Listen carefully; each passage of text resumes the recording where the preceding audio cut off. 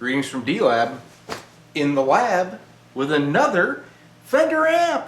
You know what? I've got like 6 Fender amps here that I gotta fix this week. So what I did is I had to take some vacation time from the day job to do the D-Lab job, okay? So here we got, it's a Fender Vibroverb clone, of course, and it's got some noise.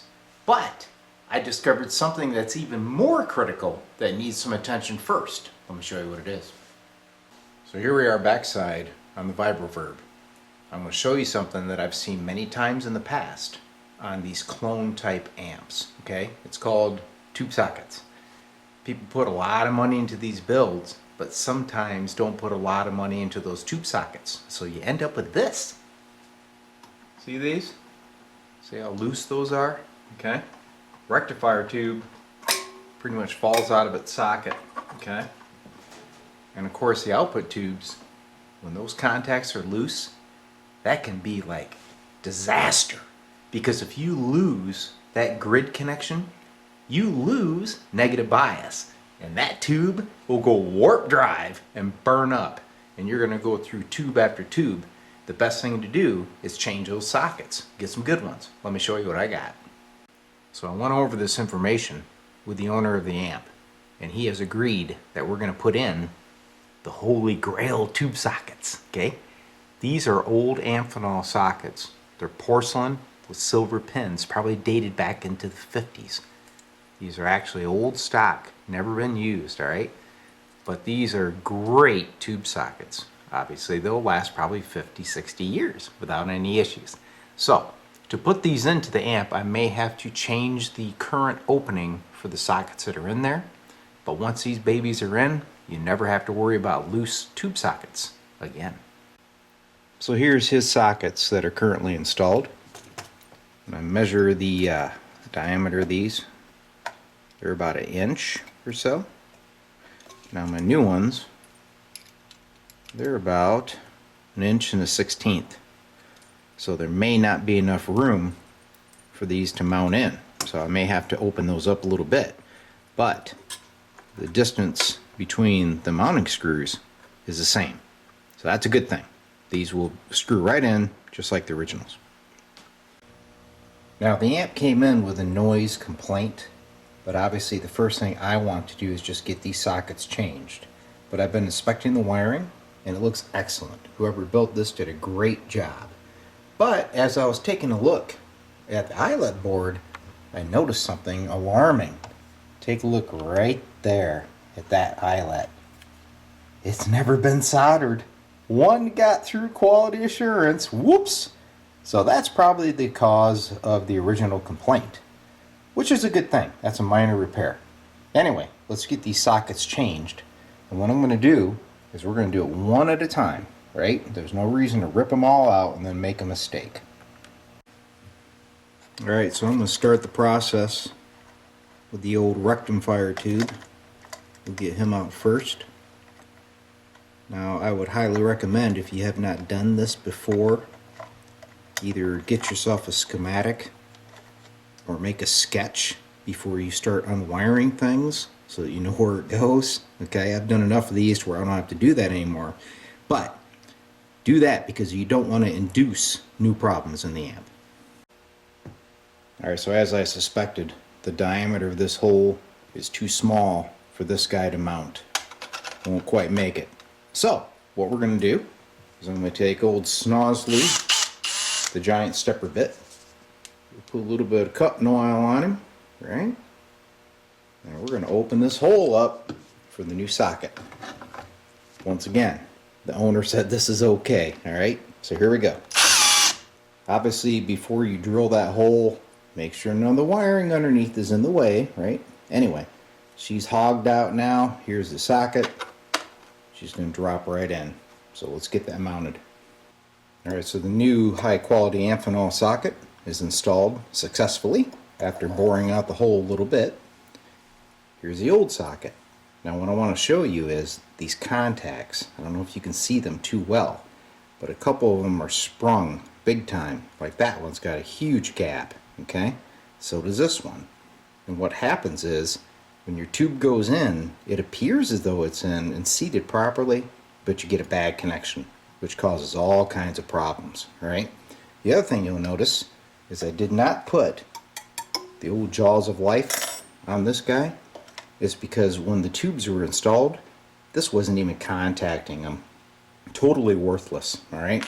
And I guarantee you, once this tube is in here and seated, it is not coming out of that socket. Not unless you have an earthquake. So I'm getting ready to rewire the socket. Now these leads, as you may have noted, were just pushed through the holes, okay? I'm not a big fan of that, so since I'm rewiring it, I'm going to go ahead and put little hooks on here so they can go in, and I can crimp that over and get a good mechanical bond, because you really don't want to rely on the solder to do all the work. So the rectifier socket is all rewired, good to go. I'm going to work my way down. You can see we've got a switch in the way, and it's not even wired up, so I'm going to take that out so that my drill has plenty of room here to get that hole enlarged. So we'll do this one, and then we'll do that one. So here's the first 6L6 socket installed. I'm getting ready to wire it, but one thing I'm going to do differently is, you look here, this is a ground wire that normally goes to pin 8. What I like to do, instead of using that, is I installed this little 1 ohm current shunt that allows me to watch the current flow through these tubes when I'm setting the bias. First 6L6 socket wiring is complete with the current shunt. Now we'll move over to this one, and then pretty soon we'll be able to fire this thing up.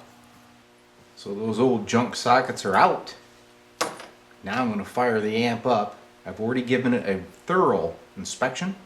Everything looks great. So now we'll see if we can get that original noise issue that he was complaining about to pop up. Or maybe, if we get lucky, it was just those tube sockets, right? Anyway, I've got a meter hooked up across those new bias resistors. We're going to fire it up, and let's take a look at the current through those output tubes. So I got my meter hooked up to pin 8, right on that current shunt, alright? Just fired up the amp. So if you watch this, maybe I should go on the right scale first, huh? 1 millivolt equals 1 milliamp through the tubes, okay? So if you were to see 40 millivolts, that would be 40 milliamps through the 6L6 tube. Here we go.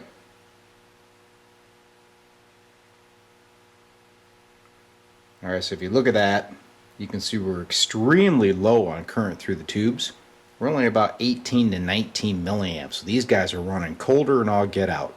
I bet you that negative voltage is like way up there. Let's check it. Alright, so now I brought in another meteoroid here so we can see the negative bias and see the current through the tube. So this negative bias obviously is out of whack, right? You should never see it that high. It should be about 35 to 40 or so. So as we tweak him down, going the wrong way of course, let's see if we can get her down to a reasonable value. That's the end of my bias adjustment. So I can only go to negative 51 volts, and as you can see, that's only giving us about 34, 35 milliamps through the tube. That's not going to make 6L6s happy. So I think I'm going to have to check the circuit here for the negative bias and get that dialed in to where we can actually adjust this thing. So I've made an observation here that I need to point out. Remember how I maxed out that bias? You can only get about 35 mils through the tube. I haven't changed anything, okay? But watch that meter. The current steadily climbs without adjusting the bias.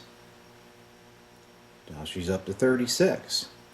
The longer she runs, the higher the current climbs. So that could be an indication of either bad output tubes, something wrong in the bias circuit, which I don't think so, or the coupling caps. See if I can pan up here without making it look terrible. These guys leaking and allowing that negative bias to get all screwed up to the output tubes, alright? You can see we've climbed some more. Once again, I have not adjusted anything. We're steadily climbing. 39. I saw this thing shoot over 40 mils and I was like, what the heck? It's still climbing. So the next step, I'm going to put in some known good output tubes and we'll see if that stabilizes. But if not, we probably got an issue with those caps up there. Look at that. Still climbing. And she'll climb until it eats your output tubes. That's what happens when you have issues with negative bias. So let's put in some new tubes. I just installed a set of 6L6 GCs, some tungstels that are matched. And there's a current. We're going to see if that's going to hang in there. I'm not going to mess with anything. I'm just going to sit here and monitor it. If that starts climbing again, then it's not the tubes.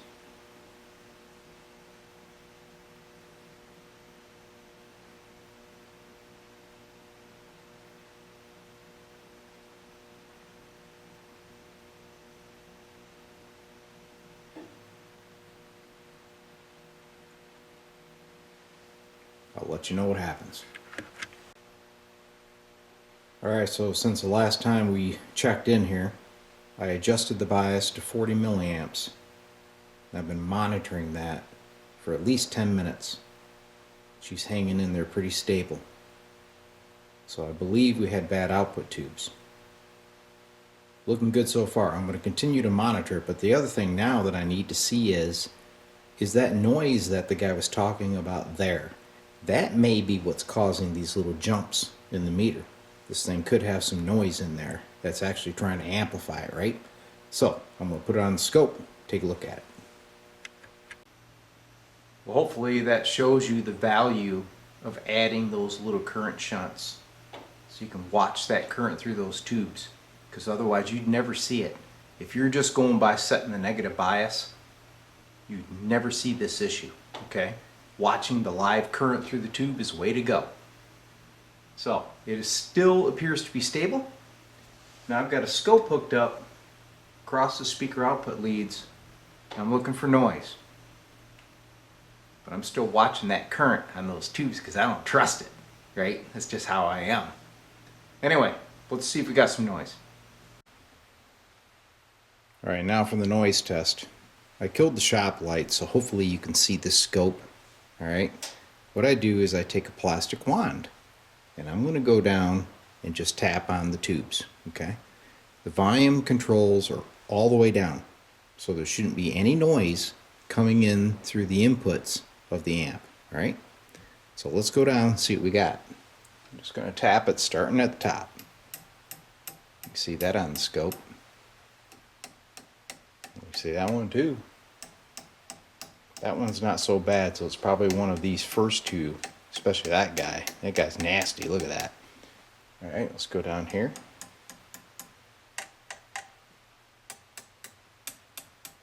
So not too bad down towards the output tubes, but that guy right there, nasty city. So I'm guessing we got some microphonic tubes.